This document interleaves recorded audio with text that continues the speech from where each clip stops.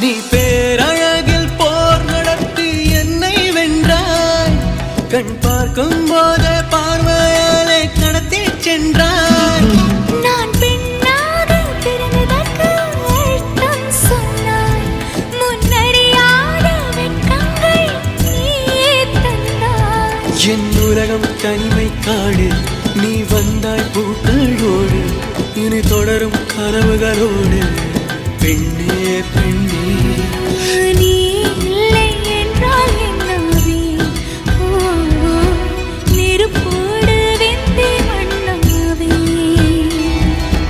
உன் பேரை சொல்லும் போதே உள் நெஞ்சில் கொண்டாட்டம்.